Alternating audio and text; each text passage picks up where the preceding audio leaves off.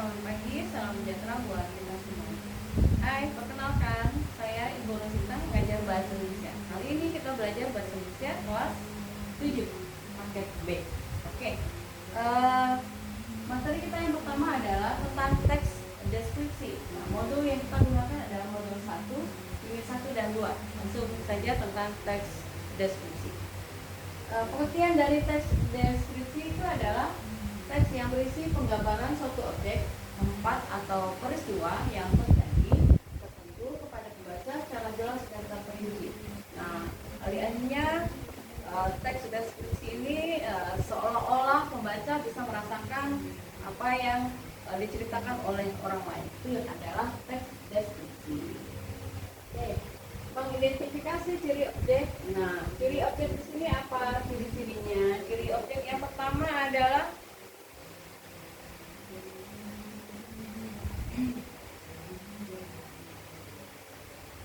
apa yang bisa kita lihat, ya, apa yang bisa kita dengar, apa yang bisa kita rasakan. Nah, itu adalah mengamati sebuah dunia.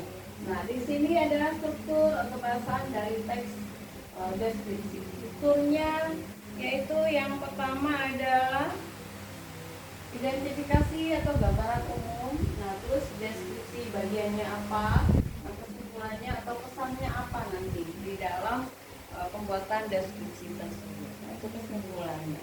Yang selanjutnya mengidentifikasi unsur kebahasaan. Unsur kebahasaan yang pertama adalah kata umum dan kata khusus. Nah, kata umum di sini kata yang luas ruang lingkupnya dan dapat mencakup banyak hal.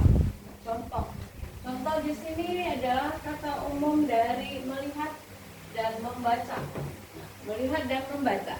Melihat itu kata khususnya adalah melirik, mengedip, memandang. Kalau kata umum dari membawa khususnya adalah menjinjing dan menjunjung. Ya. Ada kata cantik. Nah, khusus dari kata cantik itu adalah elok, molek, indah, menakjubkan. Nah, itu ada di halaman 16 yang Ibu bicarakan. Modulnya nanti boleh kalian buka sendiri di rumah ya.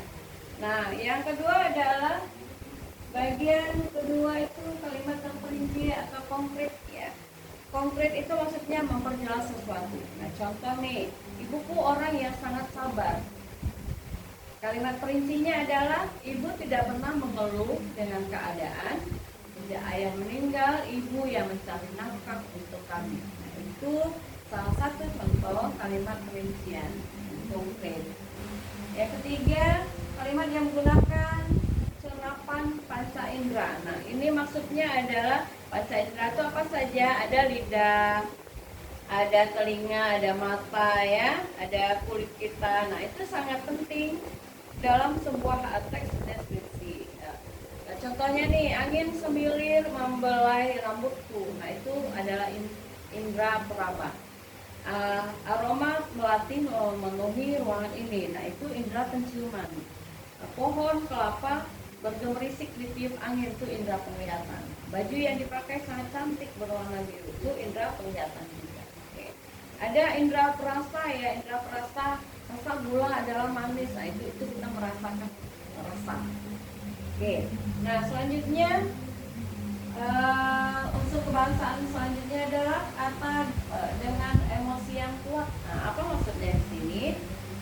Kata itu adalah memegang peranan penting untuk memperjelas apa yang ingin kita ungkapkan. Nah, kata dalam teks deskripsi memiliki daya yang luar biasa untuk memperkuat gambaran yang kita inginkan. Nah, contoh, ayahku memang tangguh, setiap hari bekerja keras untuk menghidupi keluarga kami.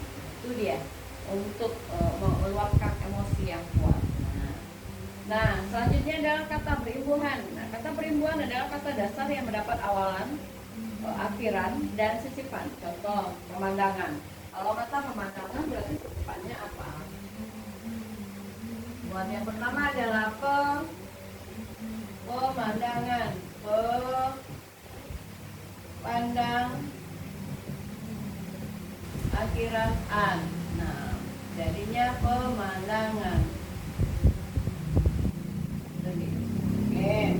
Nah, yang selanjutnya adalah kata hubung. Kata hubung itu apa maksudnya? Konjungsi.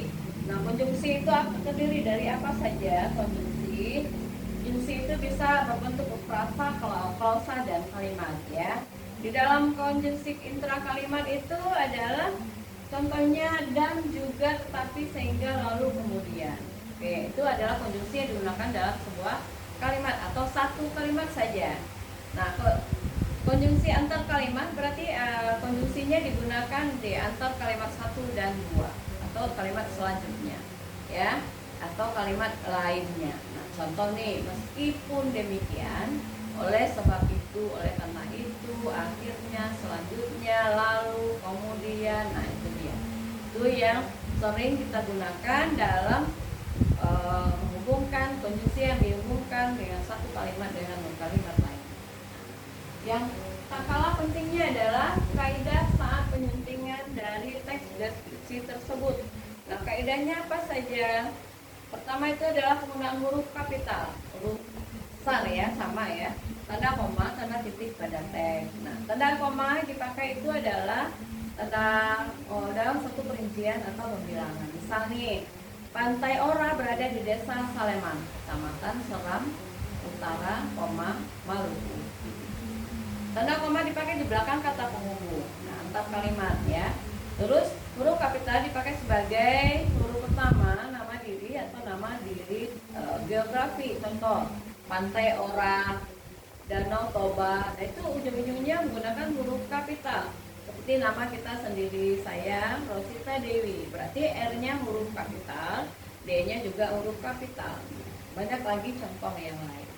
Huruf kapital juga dipakai jika kata mendahulunya menggambarkan kekhasan budaya. Misal, ukiran Jepara, ukirannya U-nya huruf kecil, Jeparanya adalah nama daerah, berarti menggunakan huruf kapital.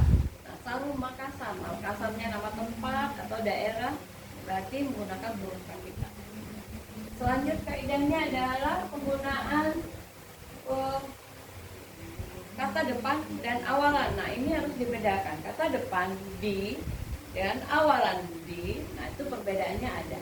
Kata depan itu penulisannya harus dipisah dengan kata yang mengikutinya. Ditulis terpisah ya. Oke, pahami. Kata depan ditulis terpisah dengan kata yang mengikutinya. Misalnya di dapur, di kelas, di sekolah, di mall. Nah, itu penulisannya dipisah ya, dipisah penulisannya. Sedangkan awalan itu ditulis dengan digabungkan ya. Misalnya diberi, diajak, dilihat. Nah, itu harus digabungkan penulisannya. Dimakan, nah kita makan gitu. Itu dimakan. Nah, berarti digabungkan penulisnya, digabungkan. Terus kaidah yang ketiga adalah penulisan kata berawalan men. Nah, ini berawalan men dengan huruf K, dengan fonem K gitu. Ya, seperti apa? Misalnya nih, kata mempengaruhi. Tambah pengaruh, tapi dilesapkan menjadi mempengaruh. Oke, mesona. Tulisannya apa? Kita pilih-pilih plus pesona. Jadi hilang huruf P-nya menjadi memesona. Oke. Mengarantina. Sama karantina. Oke. Itu adalah salah satu contoh kata yang berawalan. Jadi penulisannya harus dilesapkan. Oke. Terus ada fonem K atau P, T, S tidak lulus jika setelah awalan men diikuti oleh kata dasar yang diawali dengan klaster atau konsonan lengkap. Misal, memprakarsai, mengklasifikasi, mengkreasi. Itu tetap ya. Tambah kreasi tetap menjadi mengkreasi. Ya, tambah prakarsai jadi memprakarsai. Klasifikasi ditambah menjadi mengklasifikasi. Tidak ada penghilangan huruf. Oke, ada kategori ketiga fonem K, P, T, dan S tidak lulus jika setelah awalan men yang diikuti oleh kata beribuan yang berawal dengan huruf K, P, T, dan S. Contoh mempertaruhkan, memperluas. Itulah kajian kita singkat hari ini, ya, pembelajaran kita.